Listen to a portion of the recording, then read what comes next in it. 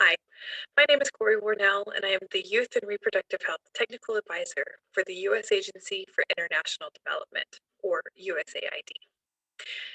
And before we get started, I do want to mention that while I work for them, I am not a direct hire to the U.S. government, which means that I cannot speak on behalf of the U.S. government or USAID. So everything we'll talk about today are my opinions and my experiences alone.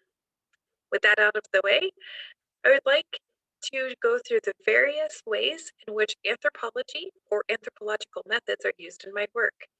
But first, let me give you a short explanation of what USAID does. If you can follow along in this top box here, USAID is the largest donor in the world for development work and is a repository for a wealth of information, data, and resources for the technical areas in which we fund work. The three projects I work most closely with will spend upwards of $15 million to over $100 million to pay for interventions in dozens of countries. However, we are not the implementers of the actual interventions. We fund the interventions while providing legal, financial, and topic-specific oversight to the organizations doing the work. This has been a tough part of the job, as I really loved working at the level of teaching and conducting activities and being in the thick of seeing interventions help people on a day-to-day basis. However, Laura Nader was one of the bigger influences for me when deciding what my ultimate goal was. Her call for anthropologists to think on the impact of colonizers and the power money holds over development outcomes helped me understand my unique positioning to be able to make a difference in low and middle income countries. I am now part of a working group within my office that explores the power dynamics of development work and strives to decolonize this work by seeking paths to honor the experts who live in the countries where the work is being done in order for it to be done in culturally relevant ways. While I believe having the heart of an anthropologist influences much of what I do in my day-to-day work, I would like to now walk you through four major areas I've identified where I can see my anthropological lens guiding what I do. As a heads up, I thought I would be able to have more zooming control on the poster than I do, and so the way my script is written is a little different than the layout, so please bear with me. We're going to start in the lower right-hand corner of the poster with positive normative shifting. I work closely with the social norms team, which includes another anthropologist, in my Office of Population and Reproductive Health. Between their knowledge of norms and the interventions that work on norm change and my knowledge of adolescent and young adult development, we support a project with multiple interventions focused on changing norms, mostly gender norms, that have been quite harmful to youth, especially young girls. One intervention in the project focuses on very young adolescents, helping them learn about their bodies, puberty, and family planning through working with their families and schools on body literacy education. They're also shifting norms on what is expected of girls and boys by making room for the girls to be researchers and educators, even when they're 10 to 14 years old, while also challenging both boys and girls to explore the fairness of boys getting to play outside when their homework is finished, or even being allowed to stay in school when girls are expected to do the household chores or give up their education altogether to be married off at such a young age. In this section of the poster, I have included a diagram of the socioecological model, which reflects how norms are reinforced by the many varying levels of society, including what people internalize as being expected of them.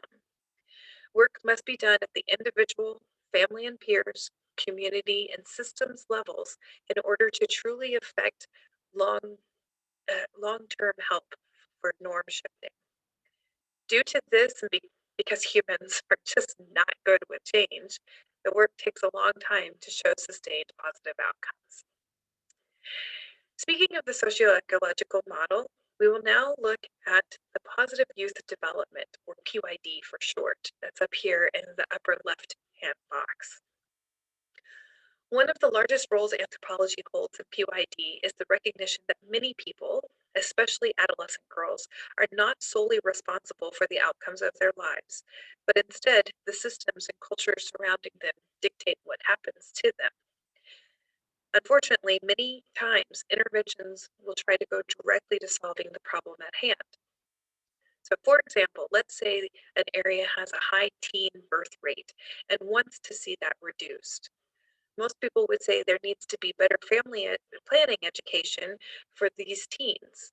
However, without doing a root cause analysis, the intervention misses the part where clinics in the area are unwilling to provide adolescents with family planning methods, as there is a belief that teens should not be sexually active and contraceptives will just help encourage the sexual activity, or that using contraceptives will cause infertility later in life. These are actually the beliefs we encounter in many countries. Without looking at the full picture through a root cause analysis, the project may target young girls' knowledge when the project needs to be targeting the clinical staff for either education or norm shifting. I've included one of many root cause analyses in this section as just an example. It's the 5 R's approach. So doing a deep dive into the system through analyzing results, roles, relationships, rules, and resources of the system. To the right side of that in the same box, there's a diagram that shows the 3 main areas of development work we do with youth: workforce development, countering violent extremism, and sexual and reproductive health. Now, these aren't the only things that we focus with youth, but these are some of the main pieces. Because through ethnographic research, the industry realized there are fundamentals for being a contributing member of society and encourages a cultural focus on building youth's personal assets in a manner that will be safe in their culture. There are many times when the safety of youth needs to trump a proposed intervention. And the only way that we can know whether or not an intervention would put them at risk is by doing a landscape analysis, which which now brings me to the next box. Just below it, in the lower left-hand side, we'll talk about the landscape analysis. When Sierra Leone received their first funding envelope for family planning, along with another chunk of funding for maternal and infant health, they needed help understanding the best way to use those funds. I went there for 2 weeks along with a member of the Maternal Child Health and Nutrition Office and a member of our Office of Health Systems. So the 3 of us could work as a team to ascertain what was already in place that could be leveraged, what was lacking, and what was in need of fixing. Over the course of 2 weeks, we conducted semi-structured and unstructured interviews with dozens of people in order to get as much of the picture as possible, from ministers of maternal health and ministers of youth and sports to physicians and midwives working in overwhelmed hospitals and clinics. We learned what people working in the system thought. Talking with our counterparts from England, Germany, and Ireland and other development funding organizations like ours, to representatives from the World Health Organization and UNICEF, we learned what outsiders from coming into the country saw as beneficial and lacking.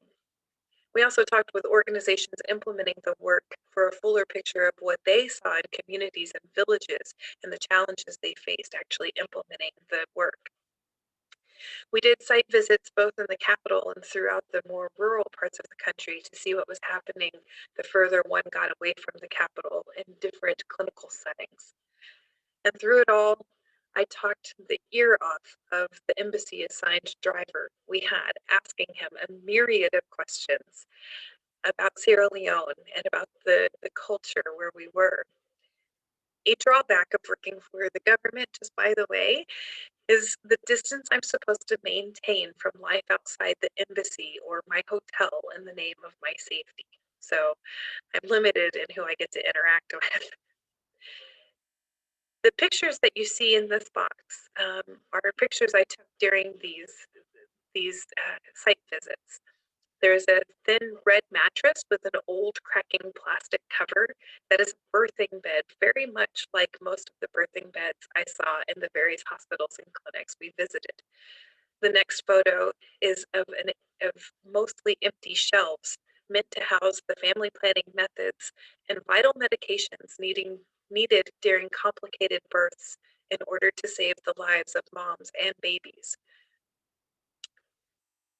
The graphic in this section is a depiction of the various interventions identified as needed for a health systems overhaul in Mali, where one project would have different activities at the national, regional, health district, health zone, and community levels in order to truly address the various problems to care that people had to getting care. This graph was created after a landscape analysis was conducted, including gathering information from key stakeholders, which conveniently leads to the last piece I will cover in this poster. In the upper right-hand box, we'll talk about co-creation workshops. One of the greatest policies I believe USAID has implemented, even though it is still in need of ironing many wrinkles out, is their insistence of co-creation for projects. There are many forms that co-creation process can take, including happening before a project is even started or formed. It can happen during the bidding process in order to tease out new and innovative ideas and partnerships. Or co-creation can happen after the award has been made, so the winning organization can flesh out innovative interventions and also talk with the relevant stakeholders who they'll need to work in collaboration with. The co-creation workshops are usually done with multiple stakeholder organizations or people from the populations that are targeted in the project itself, so that we can get a better voice from those people the intervention is meant to help.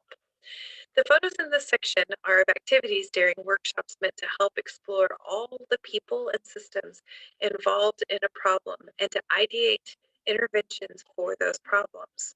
So ministries of health, education, youth, could also be faith leaders, civil society organizations, youth-led organizations, and a lot of the co-creation workshops that I support. Co-creation has posed issues with organizations being able to afford to send representatives, especially to other countries, which has been creating more imbalances between the large multi-million-dollar organizations and those smaller, newer, often youth-led organizations.